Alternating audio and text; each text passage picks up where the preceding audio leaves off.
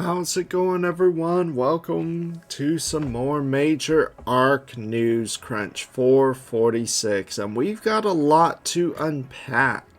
So, survivors, we're thrilled to see so many of you enjoying Astraeos while we continue to work on fixes to smooth out your adventures.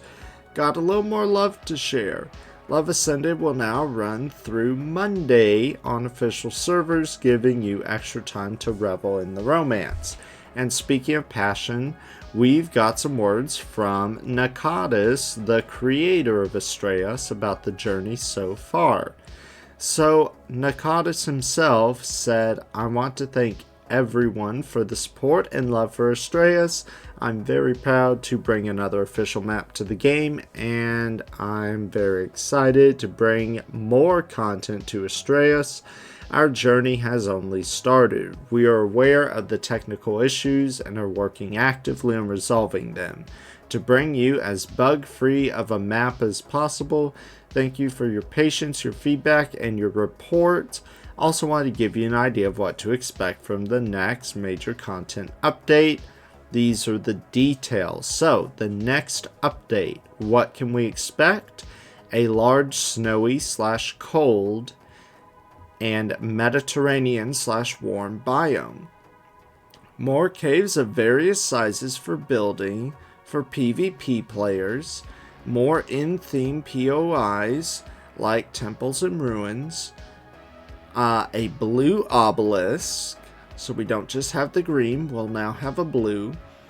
More DLC dinos and appropriate biomes for them, so the Gotcha and the Snow Owl, and mini bosses for farming loot and blueprints.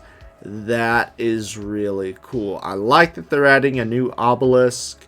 Hopefully I can build closer to it. That would be awesome. And another thing about Astraeos is, apparently from what I have read in the Discord, the lost access to the free modded version of Astraeos, some people believe it was a bug, while others are more skeptical and believe that it was some sort of financial ploy to force people to buy the official DLC, but now people have access to the free mod again. So some people think, oh, it was just a bug and it took a while to get over it, while other people are like, no, it was a marketing ploy, it was a scam. And we finally complained enough that they gave it back. But it's hard to really tell because I honestly don't know what to believe. Was it a bug or was it a scam?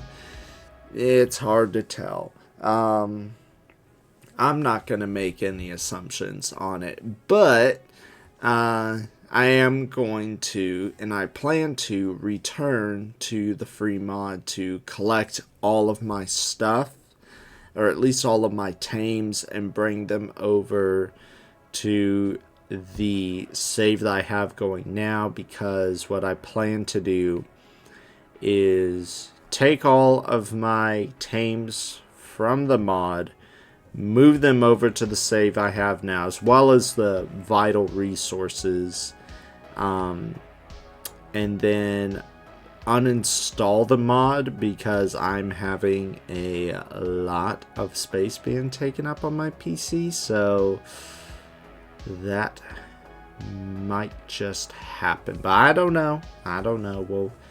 We'll see how things go. So anyway, we have that. But now we have the community creature vote. And honestly, our 10 finalists, the Aerotitan, Megaraptor, Desmatasuchus, Tanastropheus, Cryodraken, Prehistoric Cheetah, Stickbug, Pentaceratops, Coelophysis, and Xenoceratops. Awesome. This is really cool. And this is going to be an interesting creature vote because I feel like this one's a bit more predictable than past ones based off of the numbers, I'm willing to assume that Megaraptor took the lead before they finally got the top 10 finalists. Pentaceratops was in the lead for a long time, but Megaraptor then came back and dominated. So, yeah, that's going to be interesting. I'm not going to share what I'm voting for until after the winner has been revealed, simply because I don't want to influence other people on voting for what I'm voting for. I want you to vote on what you feel like voting for. So if you feel like Aero Titan should win, vote for Aero Titan. If you feel like Pentaceratops should win, vote for Pentaceratops. If you're into the cheetah, vote for the cheetah. Vote for whichever one of these creatures you really like. Honestly, this is one of the votes where I feel like everyone will probably win at the end, simply because all of these creatures seem very promising. There have been votes in the past where the top 10 finalists, I'll see them and I'll say, how is this thing in the top 10? Like, it seems like, why do people like this? This does not sound like, a good idea. But all of these sound very friendly for both PvP and PvE, and sound like they're useful for both, methods. Like, things like the, in my opinion, the community creature vote that was a total disaster, this is my personal opinion, was the Shastasaurus on the center. Simply because the Shastasaurus has no single player use. No PvE single player use. Like, it's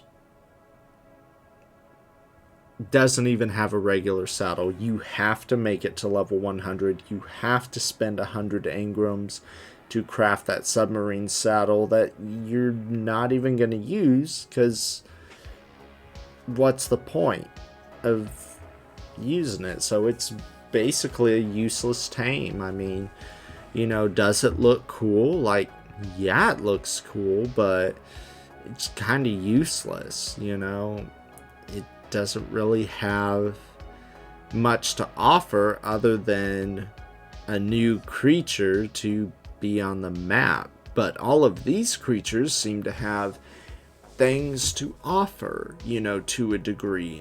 Even though you're voting based off of the creature and not off of their abilities, hopefully, or at least in my opinion, it looks like all of these creatures are going to have something to offer for Valguero, which I'm honestly really looking forward to.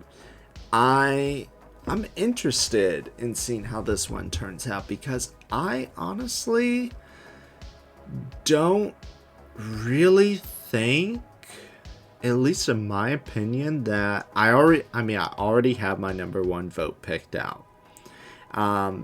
But I honestly think if any of these make it in, like, they're pretty good ideas. So I will not be disappointed. I don't think I will be disappointed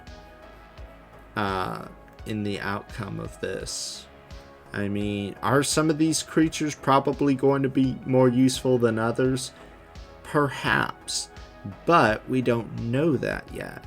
So who knows? And who, you never know. And the creatures that don't win, well, think about it. Wild card in the past, the giant bison never won a vote, yet it's coming to Ragnarok in April. So who knows? One of these creatures that makes it into the top 10 but isn't the winner, who knows? It may end up being added in the game. You never know, because they've done that before. They may end up doing it again. You never know. But yeah, that's pretty much all I have to say. This vote for the top 10 ends on Friday, February 8th at 1 p.m. Pacific Standard Time. Here are the guidelines. Rank the creatures in order of most preferred to least preferred. The vote is limited to 1 submission per person. Duplicate entries will be discarded. These are the candidates. There are hyperlinks describing each of them. And here's the thing. Note that once the winner has been determined, we'll be reading through these threads and using them as inspiration for how the creature will be designed. Aspects suggested may change. But basically what you do is, let's say we want Desmatasuchus to be first place. Well, bam. Now it's first place. And then we decide, okay, which one do we want? Second place. Pentaceratops. Ooh, second place. This is just random. How you do? I'm just throwing this around. This is not my actual vote. But that's basically how this works. Now, what you do not want to do, people do this so many times.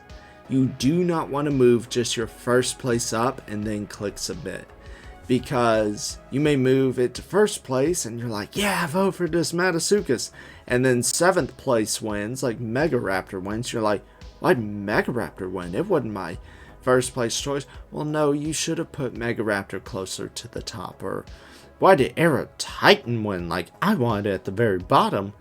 You should have moved it to the very bottom. Like, come on, people. I know it seems obvious, but a lot of people need that reminder, because a lot of people, when they get hyped up into voting for things, they lose sense of how reality works. But moving on, Love Ascended has been extended until the 24th.